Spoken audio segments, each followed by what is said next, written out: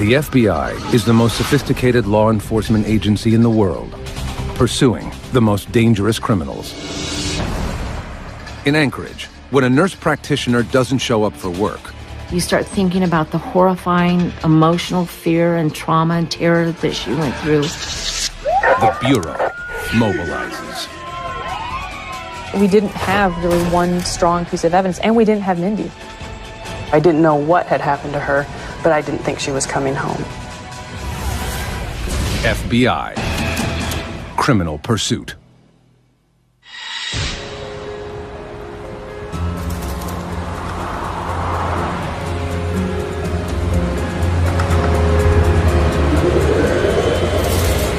August 4th, 2007. It's around 1:30 a.m. in Alaska.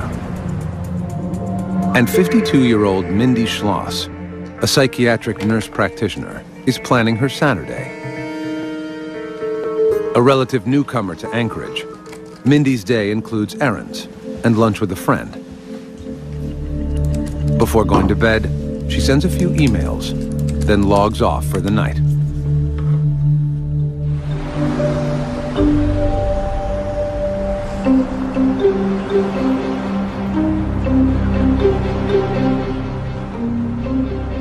Saturday when I called her, there was no answer. And then on Sunday, her cell phone was full, not taking messages, and that was not like Mindy. Jerry Yett has been best friends with Mindy for 18 years and knows everything about her, including her favorite pastime. Mindy had a Jones for picking blueberries. That's all I can say. It was something she was obsessed with, and that was a very common present you would get from Mindy. Jams or cheesecakes with blueberries in them, bundt cakes with blueberries in them. Jerry often goes to Mindy's house to take care of her cat while Mindy's away. This Monday, something is off. When I got there, the door handle on the door seemed a little loose, but it was locked. There were bills that were half made on the table. There was an empty wine bottle sitting in the kitchen, and it just looked different. And so I called her supervisor and said I hadn't been able to contact Mindy, and she said, well, she didn't show up for work this morning. Okay, thanks.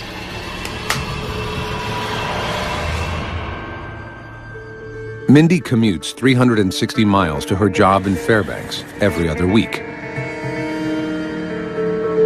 and almost never misses work. Concerned, Mindy's boss calls the Anchorage police to report that she might be missing. Anchorage police? For her to not show up when she had patients scheduled, she would never do that. Police immediately do a routine check of Mindy's house, looking for anything suspicious, but there are no signs of forced entry. Then, Mindy misses work again on Tuesday. Her boss makes another call to Anchorage police. I was on my way home one night, and the sergeant of our unit called and said that we had a suspicious missing person and asked if I could come back in and work on the case. Detective Pam Pernew has worked homicide for the last 5 years and knows something's amiss. She was a very responsible, reliable person that took commitment very seriously and had never been out of contact for this long. Detective Pernew begins the investigation back at Mindy's house. Jerry Yett, Mindy's really good friend, showed up, and we talked inside the house for a while, and she told me the things that seemed out of place to her. I came in here that she would never leave her Jerry computer points out. out a few peculiar things. I made her a special custom-made apron, and it was all of her favorite colors, and it had moons and stars, and I had given her that for her birthday. And the apron was wadded up in the garbage. And I said, Mindy didn't put that there. She would never throw it away. There's something I'll show you in the bed. her. I noticed the garage was empty, and one of the things that Jerry said was that her car should be in the garage. It was uncharacteristic of Mindy to drive her car to the airport or anything like that. Jerry wants to believe that her friend is okay. Maybe she'd gone out Sunday berry picking or doing something, and something physically had happened.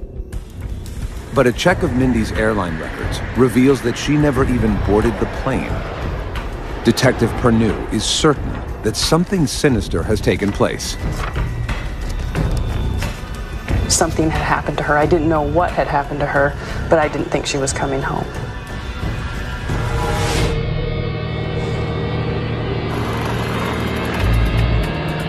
Detective Pernew combs through Mindy's bank records.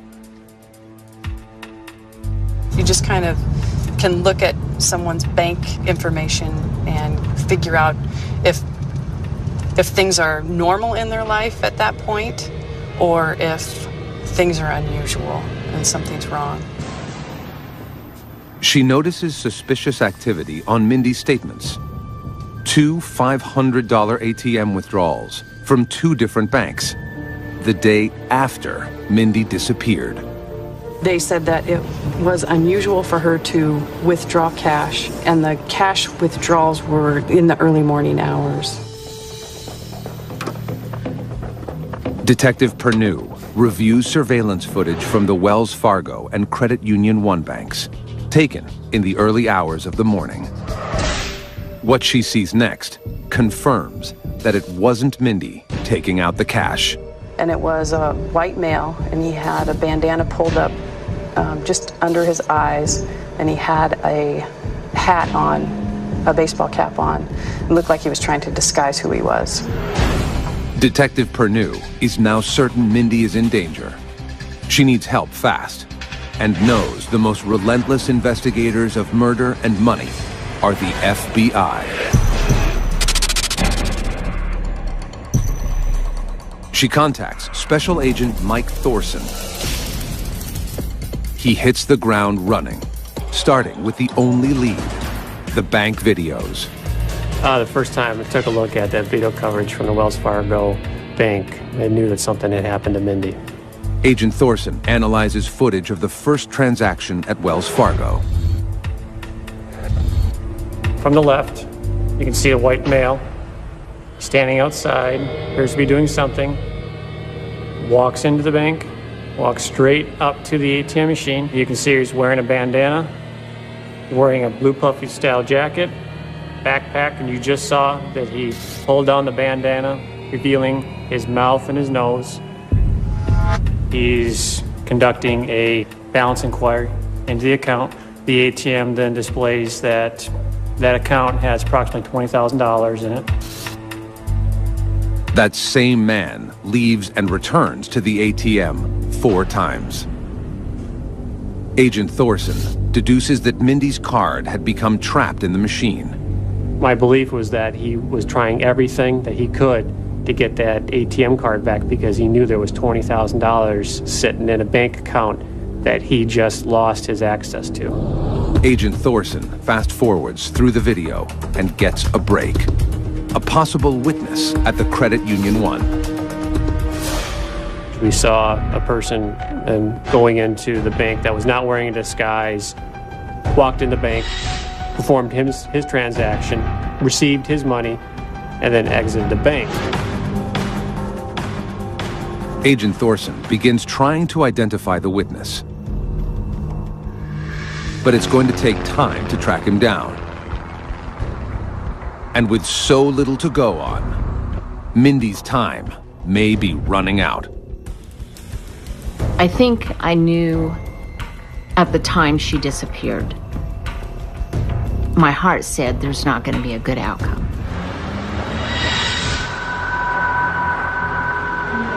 Special Agent Jolene Godin is questioning everyone who has crossed Mindy's path.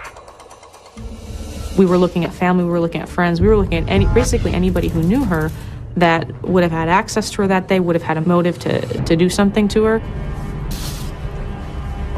Mindy's boyfriend is questioned. but is able to prove he was in another city the night she disappeared. Investigators also learn that Mindy was getting bids from contractors to do work on her home. She had some home repair, remodeling type things that she was in the process of getting started on. One worker was the last person to see Mindy in her home before she disappeared. Another worker turns out to have a criminal record. Could one of the workers have killed Mindy and stolen her debit card?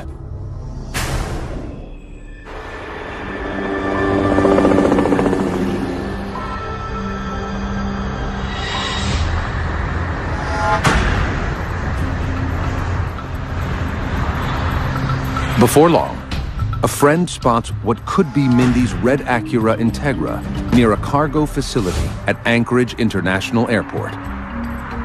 Just driving down the street, happened to look over, pulled in, compared the license plates, and sure enough, it turned out to be Mindy's car. FBI agent Mike Thorson and his team think they're onto something when they find surveillance video of the parking lot. We were able to see Mindy Schloss's red Acura come into view, park in a stall, and see what appears to be a male wearing a backpack exit the vehicle and then walk outside of view of the camera. But they can't identify the man because he's too far away from the surveillance camera. Their frustration grows. When we see the video footage, you have another potential lead that ends up going really nowhere. Without a positive ID, investigators pin their hopes on finding a clue inside Mindy's car. We found inside the car Mindy Schloss's purse, house keys, car keys, a wallet, everything except for her ATM card.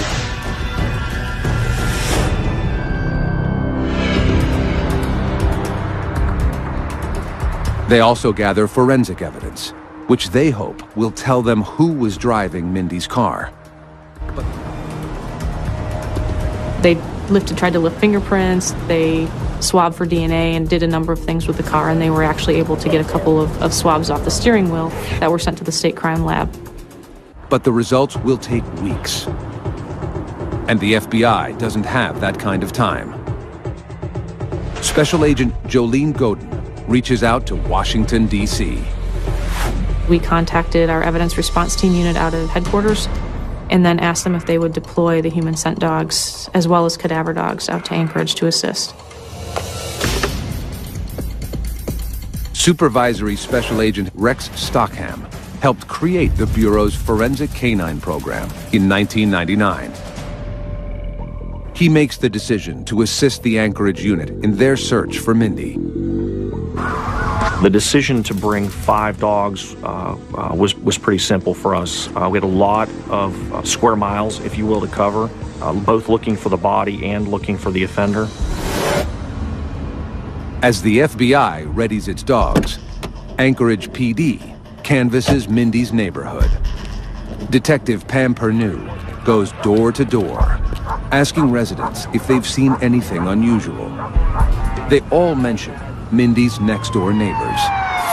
Every single house pointed to this house, saying that this house had a lot of young people that were living in it, that it was loud, there were parties, people coming and going at all hours of the night. They didn't have a good accounting for who actually lived there and who didn't. When investigators finally do speak to residents of that house, they can't get a straight answer. They'd just be very evasive about who all lived in the house, how many people lived there, anything having to do with who was in that house. Why are they hiding something? What is it? What's going on that they're not willing to really talk about who's there?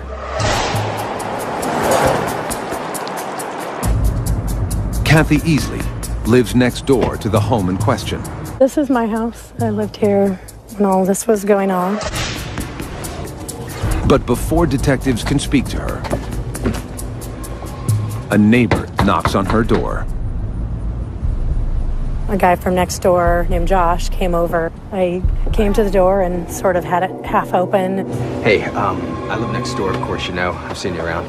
I have a question. Has anybody seen come to you looking for me or anything? Nobody's been over. Because if anybody... He said, hey, you know, I don't want anybody to know that I'm living next door. And I said, why? And he goes, well, I have a warrant out for my arrest.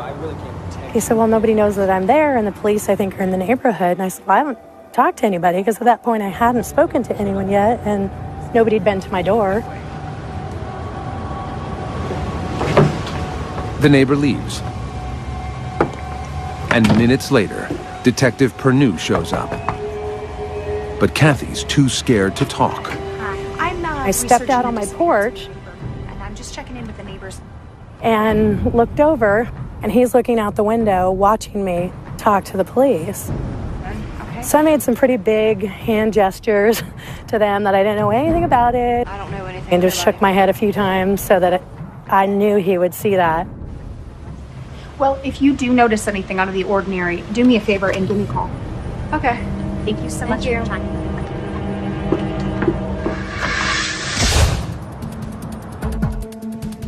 Later, Kathy calls Detective Pernew and leaves a cryptic message. She says she doesn't want to be interviewed at home because she's afraid of her neighbor. Turns out, she has good reason to worry. He's watching her every move. You could hear when somebody walked up on the porch. So I kind of walked through to see who was on the porch. Josh from next door was standing there, and I kind of watched, and he just stood there on my porch for a couple of minutes, and he didn't knock again. He didn't do anything, you know, he just kind of stood there. Detective Pernew assigned surveillance to the house. Eventually, she gets a full name: 27-year-old Joshua Wade. Investigators suspect that if Wade doesn't have anything to do with Mindy's disappearance, he might know who does.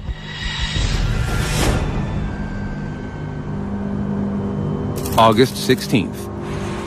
It's now been 12 days since Mindy disappeared, and the chances of finding her alive are dwindling. The FBI's forensic canine team arrives in Anchorage. They start at the Wells Fargo Bank, where agents present the dogs with scents taken from Mindy's car. They immediately get a positive response. A positive response by our canines means there's an association between the collected odor and an odor on the ground near the ATM machine. The dog was indicating to us there's an odor matching what you're having me smell present here. I'm going to go follow it. A bloodhound drops down and starts running the trail to the source. It leads them straight to Mindy's neighborhood.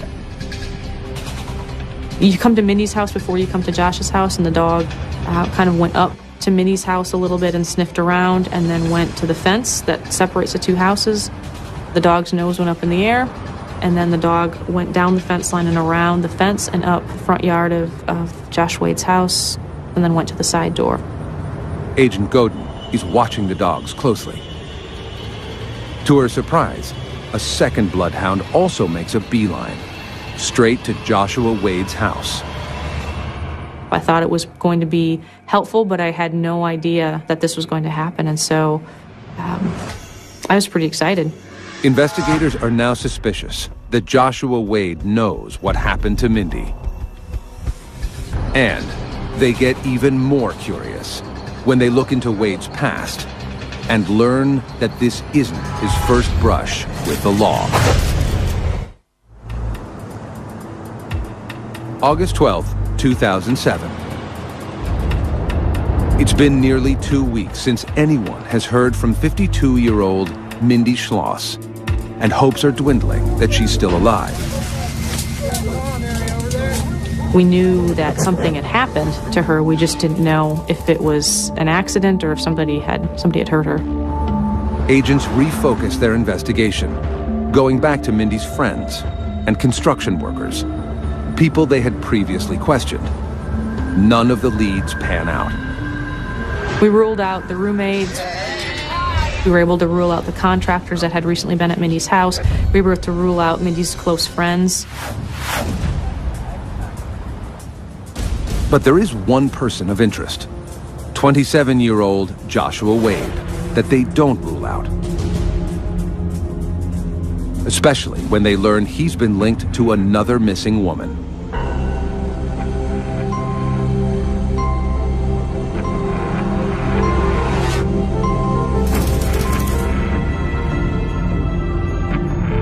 Seven years before Mindy's disappearance, a 33-year-old Native Alaskan woman named Della Brown vanishes.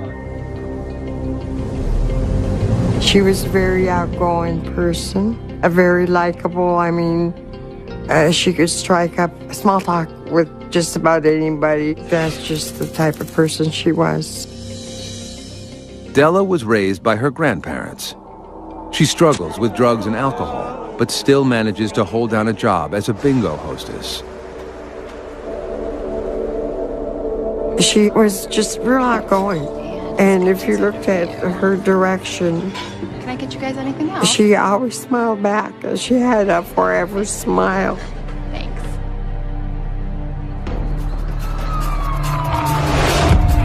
On September 2nd, 2000,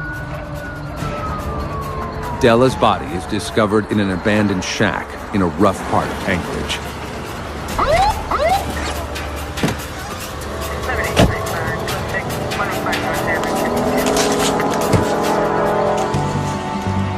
The shack is known around town for drug use, gambling, prostitution, and tonight, murder.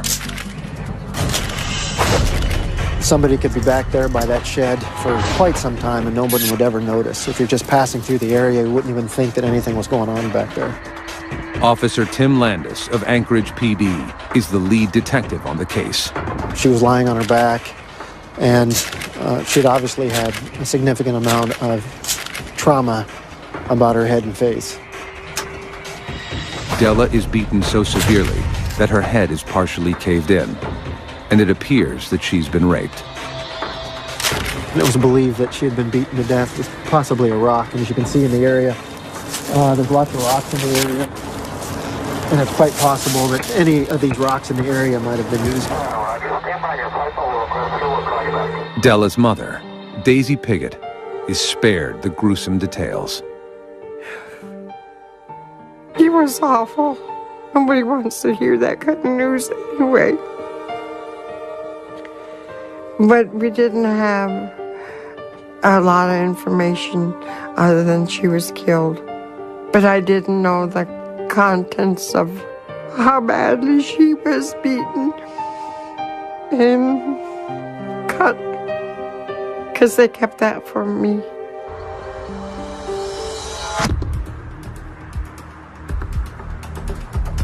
With no murder weapon or clear leads, detectives have little to go on. We actually had a spate of homicides that were kind of outdoor deaths. Detective Dave Parker is concerned a serial killer may be on the loose. There were about 5 or 6, and we didn't know if it was a single person doing this or whether it was multiple incidents, and they just happened all at the same time.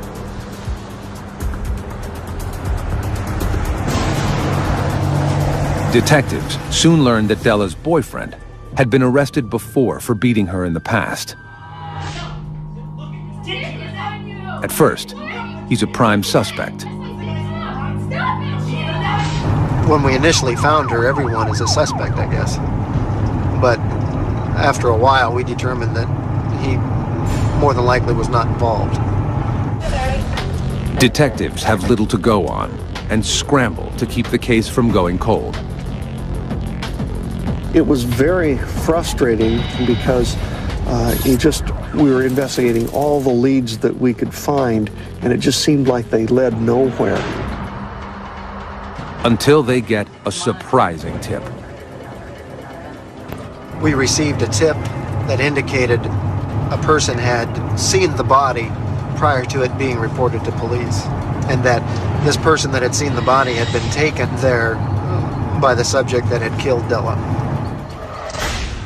A group of informants claim a 20-year-old named Joshua Wade saw Della passed out on the side of the road hours before she was murdered. They say he later killed Della in cold blood, then took them to see the body. Josh showed up and he was excited, was sweating, had what appeared to be blood on the front of his hooded sweatshirt. And at some point during that time, Josh was saying, "Hey, come over here, I want to show you something," and took him to the shed and showed him the body. This. Yeah.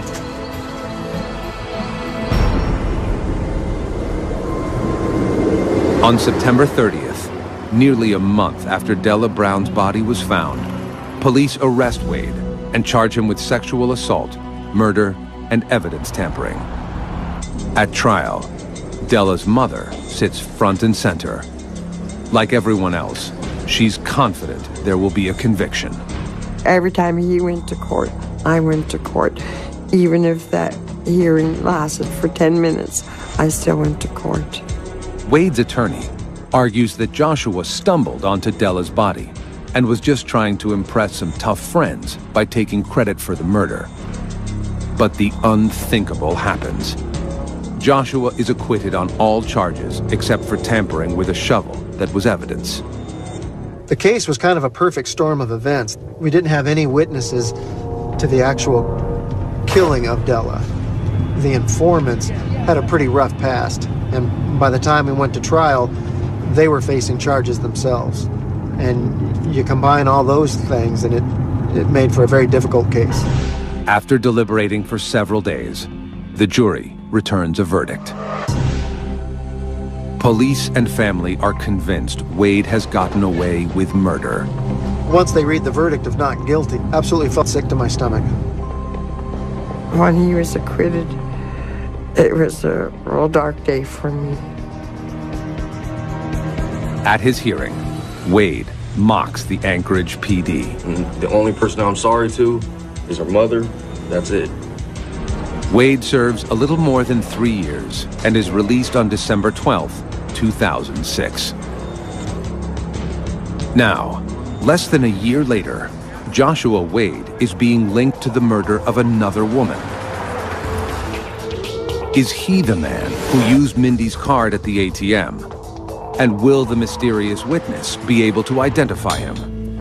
FBI agents can't help but wonder. He definitely became someone that we had to focus some attention on and we had to look at.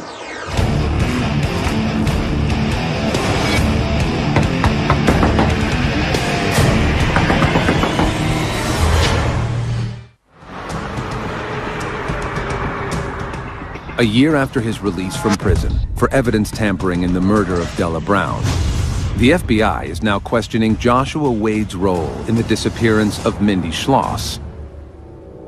Even though he did have some past history in the state of Alaska with his acquittal on the brutal murder of Della Brown, we still could not specifically target Joshua Wade because we had no idea whether he was involved or not.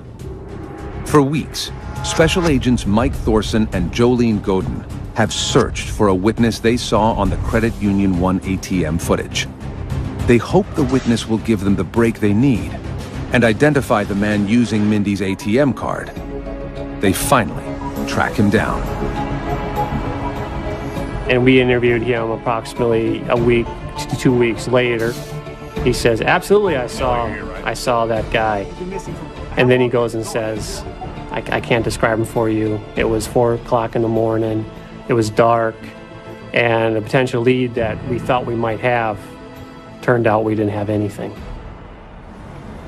But FBI scent dogs have confirmed a connection between Mindy's car and Joshua Wade's house. And the evidence is starting to point in one direction.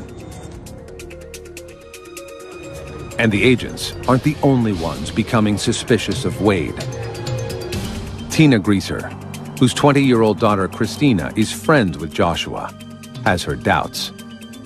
My daughter was hanging out with him quite a bit at that time, giving him rides, taking him places, sharing everything with me, because of course I was really concerned at the point, you know, I was like telling her things, his behavior was really weird. 2 weeks after Mindy's disappearance, Wade asks Christina for a ride home. As they pull up, they see police swarming the house. Wade tells Christina not to stop, which only adds to her suspicions. Inside Wade's house, the FBI and Anchorage police execute a search warrant. They make some startling discoveries. Take a look at this. We found a jacket, and it was the same jacket on the ATM video.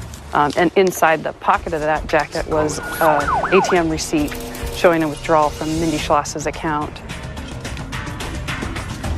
Investigators also find a woman's watch. That gold watch was further identified by a close friend of Mindy's as more than likely being Mindy's. Grab the shoes. Scent samples taken directly from Wade's belongings confirm suspicions. We collected scent out of Josh Wade's shoes in his closet, and also we obtained scent from the jacket, and we used that scent to kind of narrow it down to Josh Wade. Agents are more confident than ever that Wade is an extreme danger to society. We actually had a connection between the car and the ATM in the house, and so Josh Wade, if he didn't do it, he at least knew something about it or was connected somehow.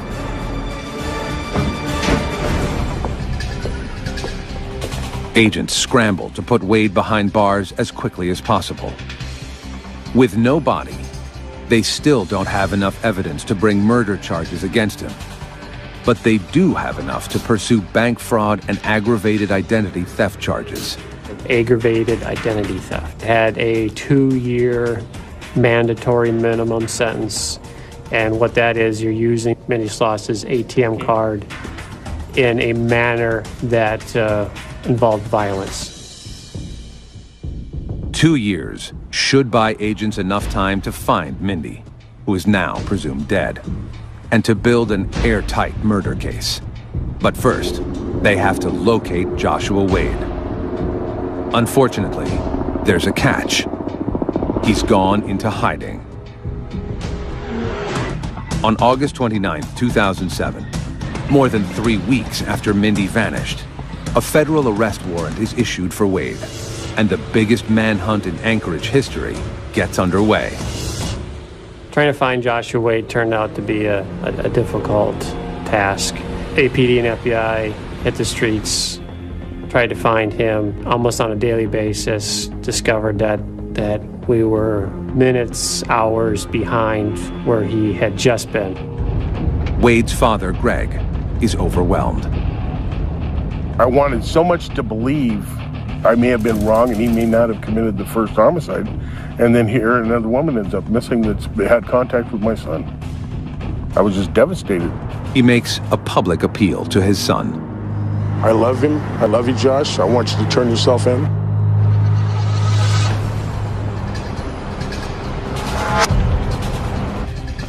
Wade's friend, Christina Greaser, has been following news coverage of Mindy's disappearance. She's horrified when she sees the ATM surveillance footage. My daughter had pointed out, she goes, "Oh my God, looks like he's wearing a backpack." And she was like, "Oh my God, I gave him a ride today and he left his backpack in my car." They rush out to the car and look inside Wade's bag. In the backpack, there was a half a bottle of alcohol. He had like a wallet that had his old prison ID card. A lot of bank receipts. There was also a cell phone in there that had pictures of a gun on it. Looks like a gun. Oh my God. All right, we gotta... Christina calls the police and tells them everything she knows. To her surprise, Joshua Wade shows up at her East Anchorage apartment within hours.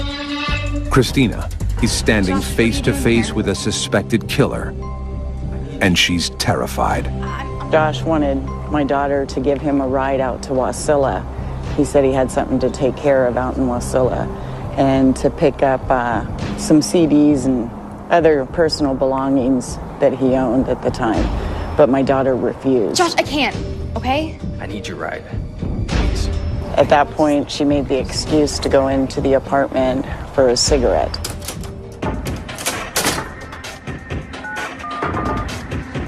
When she made her phone calls, words ensued with both of them, and he got angry and ended up leaving.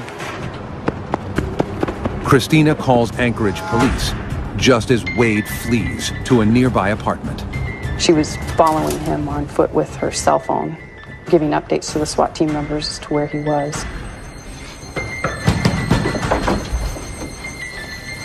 Hey! He knocks on the door of an apartment and asks to use the phone, then pushes his way in.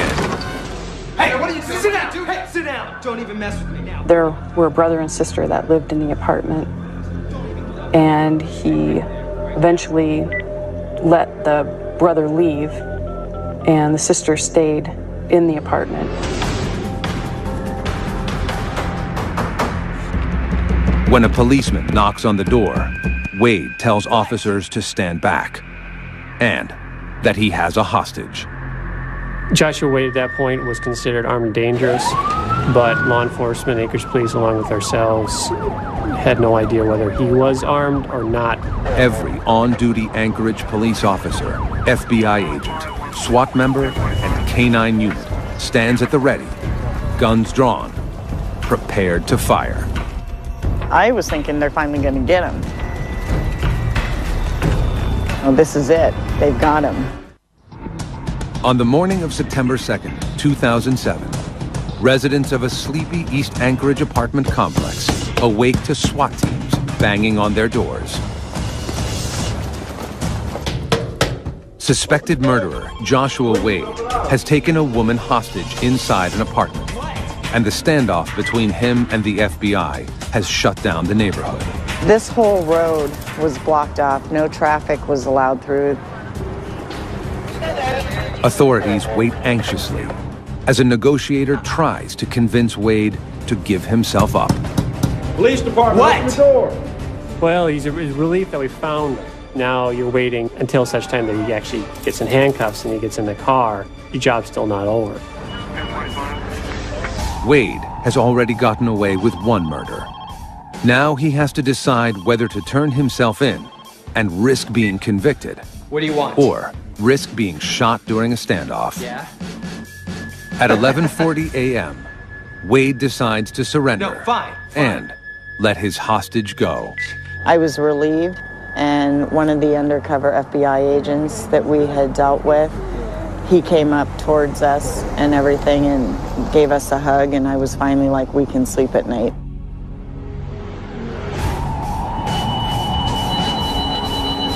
Officers cuff Wade and take him to FBI headquarters for questioning.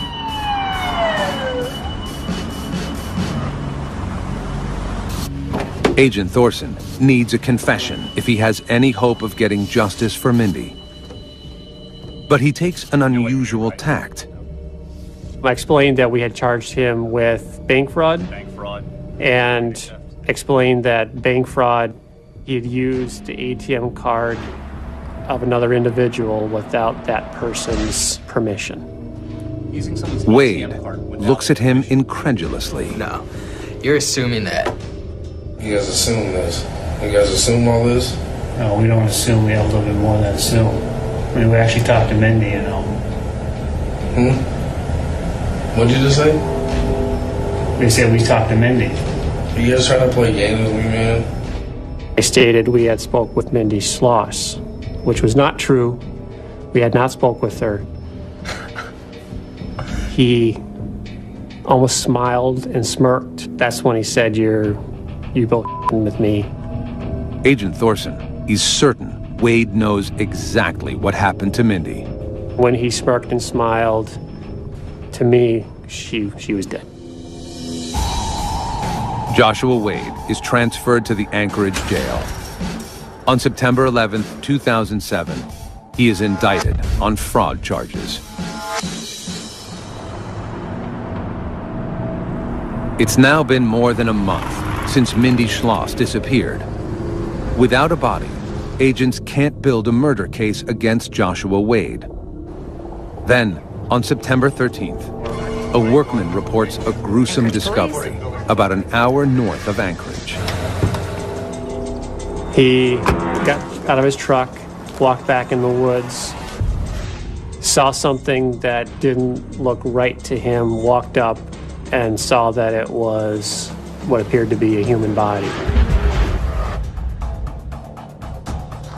Investigators race to the scene. The body has been burned, but appears to be female.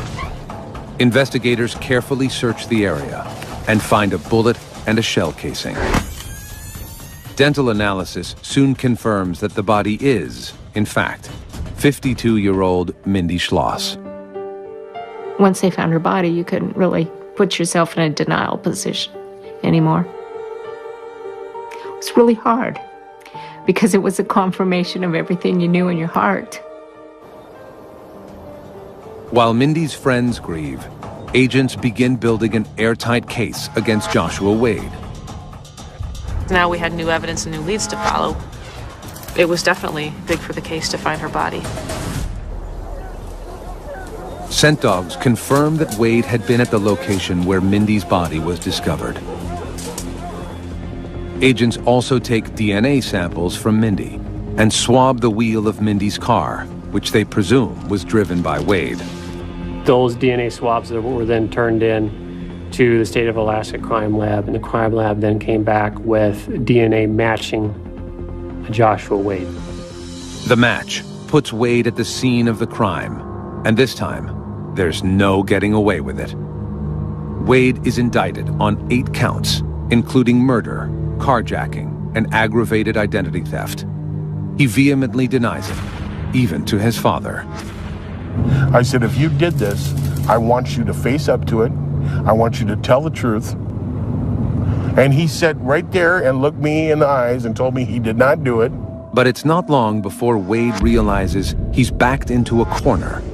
Rather than risk going to trial and losing, he pleads guilty and admits to torturing and killing Mindy Schloss. He tells investigators a chilling story. In the early morning hours of August 4th, Wade broke into Mindy's home with the intent to commit burglary. Once inside, he bound her hands and legs with black zip ties, then gagged her with a rag and wrapped the tape around her head. You start thinking about the horrifying emotional fear and trauma and terror that she went through. I mean, that's heinous. You know, that's not human to do that to somebody else. Then, he forced Mindy to give up her debit card PIN number and shoved her into the back seat of her car. And eventually drove her to Wasilla, approximately 50-some miles, about an hour's drive. Mindy lay helpless in the back seat. Cannot imagine. That whole car ride must have just been terrifying. Wade pulled into an undeveloped subdivision and parked the car in a wooded cul-de-sac. He made her get out of the car, walk down the path.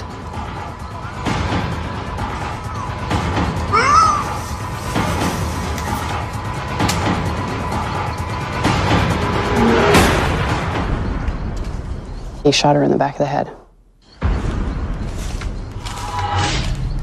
Wade returned to Mindy's home and tried to conceal his crime. He made her bed, he stole her watch, and dumped her car at the airport. In the days after the murder, he withdrew cash from Mindy's accounts, then returned to the woods to burn Mindy's body. I think he had an innate anger and a viciousness, and the demons would come out, and he could not control that anger and hatred towards other people, and especially towards women. After admitting to Mindy's murder, Wade strikes a deal with prosecutors. If he also confesses to Della Brown's murder, he will be spared the death penalty for his crimes. Now everybody was going to know who killed Della. I always knew in my heart who killed Della, but he was going to admit it. I mean, I could have almost walked on air that day. The fact that Wade killed 2 people doesn't necessarily make him a serial killer. Anger, personal gain, control, power. These were all elements of Joshua Wade's motivations and crimes that he committed, in particular the homicides of Della Brown and Mindy Schloss. At his sentencing hearing, Wade reads an 11-minute statement. And friends. I'm kind of glad I got caught. And did you murder Della Brown, Mr. Wade? I am admitting to the murder and the murder alone of Della Brown, Your Honor. Wade is sentenced to 99 years in prison without parole for the murder of Mindy Schloss. You want someone to admit they're wrong, but it didn't bring Mindy back, and it didn't bring Della back. I'll always have that loss. This monster that could just take somebody out in the woods and shoot him in the back of the head resembles nobody that I knew. Nobody. For FBI agents and Anchorage police, there is relief that justice has been served for not just 1, but 2 women. Joshua Wade was definitely a serial killer in the making, in that he had no regard for human life. He admitted to killing 2 women. 2 women that he didn't know. They had never crossed him. 2 very innocent women. And so I think we definitely got somebody off the street that needed to be off the street.